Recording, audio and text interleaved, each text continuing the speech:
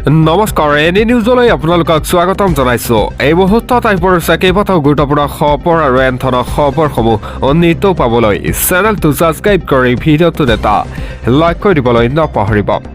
তেনে বলক দেৰি নকৰি খবৰকেইটা আৰম্ভ কৰোঁ। দৰ্শকসকল, দিব লৈছোঁ প্ৰথমটো খবৰ। কাৰাগাৰৰ বন্ধ কোঠাৰিতেই থাকিব লাগিব এতিয়া অমিত প্ৰভা। জামিন নাপালে অমিত প্ৰভাৰ মহন্তই। 22 জানুৱাৰীত হ'ব এতিয়া জামিনৰ পৰৱৰ্তী শুনানি। দিব লৈছে এটা অতিকৈ গুৰুত্বপূৰ্ণ খবৰ। আশাত চেঁচাপানী পৰিল অমিত প্ৰভাৰ। জামিন নাপালে অমিত প্ৰভা মহন্তই। কাৰাগাৰৰ বন্ধ কোঠাৰিতে থাকিব লাগিব এতিয়া অমিত প্ৰভা। পুনৰ 22 জানুৱাৰীলৈ সংৰক্ষিত অমিত প্ৰভাৰ জামিন আবেদন। জুবিনৰ গোচৰৰ শুনানিৰ তৃতীয় দিনা দাখিল কৰা হৈছিল জামিন আবেদন। এটা জ্যেষ্ঠ অধিবক্তা আনন্দ কুমাৰ ভূঞাই কৰিছে ওকালতি। হাফলং কাৰাগাৰৰ মহিলা চেলৰ 1 নং কোঠাত আছে অমিত প্ৰভা। এটা কাৰাগাৰতেই দিন কটাব লাগিব অমিত প্ৰভাই। আজি চাৰ্জ ফ্ৰেম নহ'ল কোনো অভিযুক্তৰ।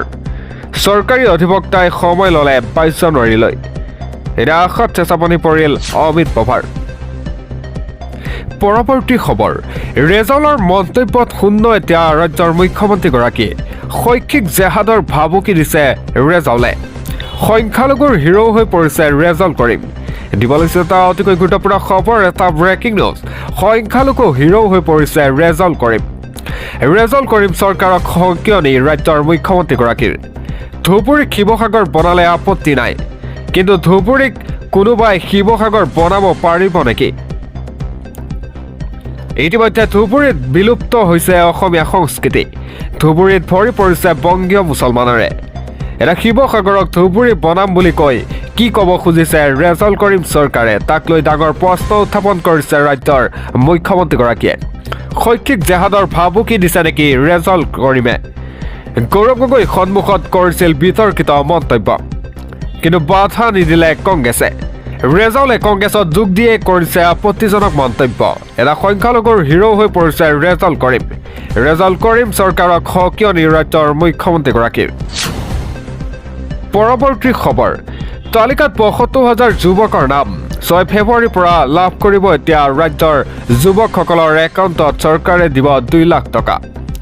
দিব লৈছে এটা অতিকৈ গুৰুত্বপূৰ্ণ খবৰ, এটা ভাল খবৰ। হিমন্ত চৰকাৰে ৰাজ্যৰ যুৱকৰ একাউণ্টত দিব ২ লাখ টকা। ৭৫,০০০ যুৱকে পাব এতিয়া চৰকাৰৰ ২ লাখকৈ টকা। প্ৰথম কিস্তিত দিয়া হ'ব ১ লাখ টকা আৰু ৬ ফেব্ৰুৱাৰীৰ পৰা আৰম্ভ হ'ব ধন প্ৰদান। ১৫ ফেব্ৰুৱাৰীত সামৰণি পৰিব। আত্মনিৰ্ভৰ অসম আঁচনিৰ জৰিয়তে লাভ কৰিব এই ধন।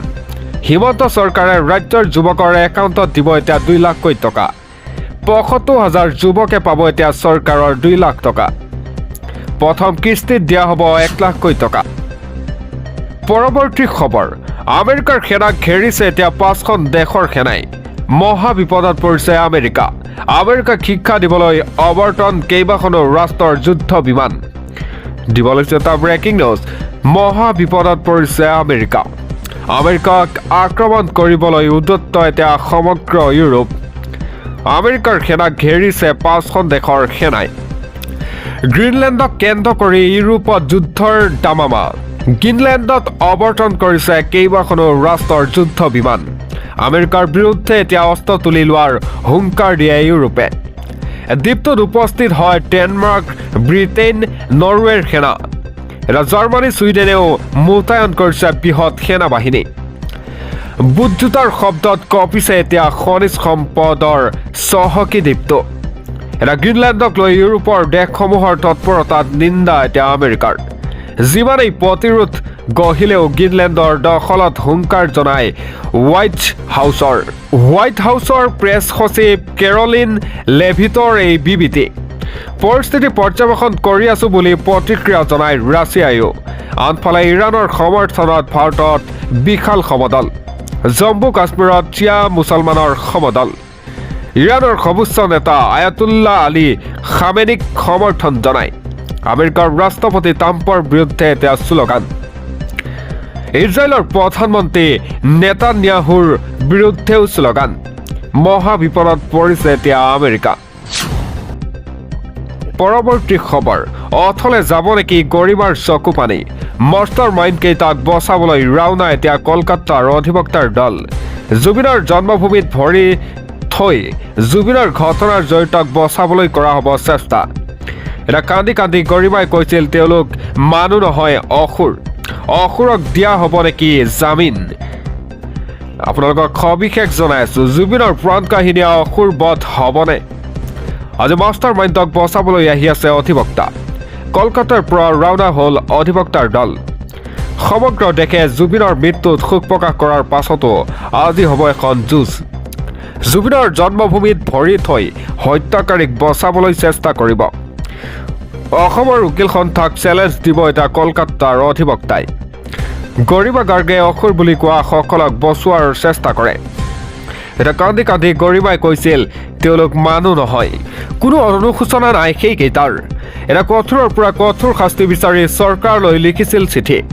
সেই অসুৰক জামিন দিয়াবলৈ আজি কৰা হ'ব চেষ্টা ৰাজ্যৰ ন্যায়ৰ বাবে বাট চাই থকা সময়ত হত্যাকাৰীৰ বিৰিঙিব নেকি হাঁহি এটা অভিযুক্তক বচাবলৈ কেতবোৰ তথ্য সংগ্ৰহ কৰে কলকাতাৰ দলটোৱে ৫জনকৈ অতিৰিক্ত লোক অধিবক্তাক নিয়োগ কৰিছে চৰকাৰেও গৰিমা গাৰ্গেও নিয়োগ কৰিছে নিজাববীয়াকৈ অধিবক্তা এটা প্ৰদীপ তামুলী নামৰ যুৱক অধিবক্তাজনক নিয়োগ কৰিছে জুবিনৰ পৰিয়ালে আজি শুনানিত চাৰ্জ ফ্ৰেম কৰা হ'ব অভিযুক্তসকলক পূৰ্বৰ শুনানিত অমিত প্ৰভাক চাৰ্জ ফ্ৰেম কৰিছিল আদালতে পৰৱৰ্তী খবৰ বিশ্বৰ মুছলমানৰ বাবে এটা দুখবৰ আহি পৰিছে ছৌদি আৰবৰ আটাইতকৈ বয়োজ্যেষ্ঠ ব্যক্তিৰ দেৱসান নাছেৰ বিন ৰাদান আল ৰাখিদৰ জানাজাতত হাজাৰ হাজাৰ লোকৰ ভিৰ দিব লৈছে এটা গুৰুত্বপূৰ্ণ খবৰ বিশ্বৰ মুছলমানৰ বাবে এটা দুখবৰ ছৌদি আৰবৰ আটাইতকৈ বয়োজ্যেষ্ঠ ব্যক্তিৰ মৃত্যু হয় নাছেৰ বিন ৰাদান আল ৰাখিদ আল ৱাদেই মৃত্যু হয় ১৪২ বছৰ বয়সত শেষ নিশ্বাস ত্যাগ কৰে ছৌদি আৰবৰ অভিভাৱক স্বৰূপ আছিল নাছেৰ ১৮০০ চনত শেষ ভাগতেই হৈছিল জন্ম ব্যক্তিগৰাকীয়ে চকুৰ সন্মুখত দেখিছিল ছৌদিৰ পৰিৱৰ্তন এটা মৰুভূমিৰ পৰা আধুনিক ছৌদি আৰব বিশাল ঐতিহাসিক পৰিৱৰ্তন হৈছিল বহু ছৌদি ৰজাৰ শাসনৰ সাক্ষী আছিল নাছেৰ ৪০ বাৰৰো অধিক হজলৈ গৈছিল ব্যক্তিজন এটা মৃত্যুৰ সময়ত নাছেৰে ১৩৪টা সন্তান আৰু নাতি নাতিনীক এৰি যায় ৩বাৰ বিবাহপাশত আবদ্ধ হৈছিল নাছেৰ শেষ বিবাহ হৈছিল ১১০ বছৰৰ বয়সত পাতিছিল তেওঁ এটা নাছেৰৰ জানাজাত হাজাৰ হাজাৰ লোকৰ ভিৰ বিশ্বৰ মুছলমানৰ বাবে এইটো এটা দুখবৰ পৰৱৰ্তী খবৰ ভোটাৰ তালিকাৰ পৰা সংখ্যালঘুৰ নাম কাটিলেই হ'ব এতিয়া বিপদ এনআৰচিত অন্তৰ্ভুক্ত হোৱা কোনো লোকৰ নাম নাকাটিব নাম কাটিলেই আদালতলৈ যাব লাগিব আমচো নাম কাটিলেই আদালতলৈ যাব এতিয়া আমচো দিব লৈছে এটা ব্ৰেকিং আপডেট ভোটাৰ তালিকাৰ পৰা সংখ্যালঘুৰ নাম কাটিলেই হ'ব এতিয়া বিপদ বৈধ লোকৰ নাম কাটিলে আদালতলৈ যাব আমচো এনআৰচিত অন্তৰ্ভুক্ত হোৱা কোনো লোকৰ নাম নাকাটিব ভোটাৰ তালিকাৰ সংশোধনীৰ সন্দৰ্ভত নিৰ্বাচন আয়োগক স্মাৰক পত্ৰ প্ৰেৰণ কৰে বহু ঠাইত এতিয়া ভূমিহীন লোকক ফৰ্ম ৮ পূৰণ কৰিবলৈ দিয়া নাই এটা বৈধ লোকৰ নাম ভোটাৰ তালিকাৰ পৰা কৰ্তনৰ ষড়যন্ত্ৰৰ অভিযোগ ভোটাৰ তালিকাৰ পৰা সংখ্যালঘুৰ নাম কাটিলেই হ'ব এতিয়া বিপদ বৈধ লোকৰ নাম কাটিলেই আদালতলৈ যাব লাগিব আমচো এনআৰচিৰ অন্তৰ্ভুক্ত হোৱা কোনো লোকৰ নাম নাকাটিব এটা বহু ঠাইত ভূমিহীন লোকক ফৰ্ম ৮ পূৰণ কৰিবলৈ দিয়া নাই পৰৱৰ্তী খবৰ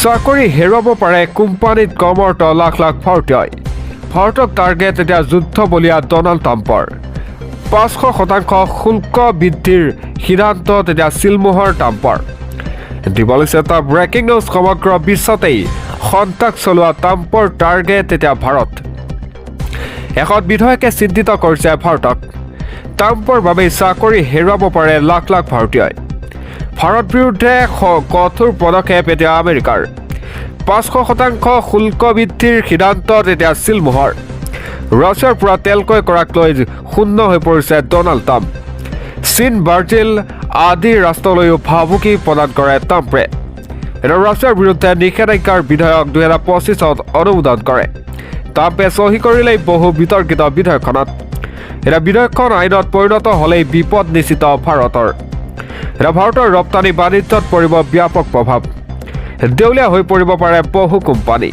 চাকৰি হেৰুৱাব ঔষধ বস্ত্ৰ কোম্পানীত কৰ্মৰত কৰা কৰ্মচাৰীয়ে। এতিয়া আমেৰিকালৈ ৰপ্তানিৰ কৰা ভাৰতীয় সামগ্ৰীত বলবৎ হ'ব অত্যাধিক শুল্ক। 500% পৰ্যন্ত শুল্ক বলবৎ কৰিব পাৰিব এতিয়া আমেৰিকাই। অহা সপ্তাহত মাৰ্কিন সংসদত বিধেয়কখনক লৈ অনুষ্ঠিত হ'ব ভোট। এতিয়া ভাৰতৰ লগতে চীন, ব্ৰাজিল আদি ৰাষ্ট্ৰলৈও ভাবুকি প্ৰদান কৰে ট্ৰাম্পে। ৰাছিয়াৰ পৰা তেল ক্ৰয় কৰাটো নিবিচাৰে আমেৰিকাই। আমেৰিকাৰ মতে ৰাছিয়াক সকলোৱে এঘৰীয়া কৰিব লাগে। এতিয়া তেল ক্ৰয় নকৰি ৰাছিয়াক অৰ্থনৈতিকভাৱে দুৰ্বল কৰিব লাগে। ইউক্ৰেইনৰ বিৰুদ্ধে যুদ্ধ কৰাৰ বাবেই ৰাছিয়াক এঘৰীয়া কৰাৰ সিদ্ধান্ত লৈছিল আমেৰিকাই। আমেৰিকাৰ সিদ্ধান্তৰ প্ৰতি ইতিমধ্যে সঁহাৰি জনাইছে বহু ৰাষ্ট্ৰই। ৰাছিয়াৰ পৰা তেল ক্ৰয় কৰা সম্পূৰ্ণৰূপে বন্ধ কৰিছে বহু ৰাষ্ট্ৰই।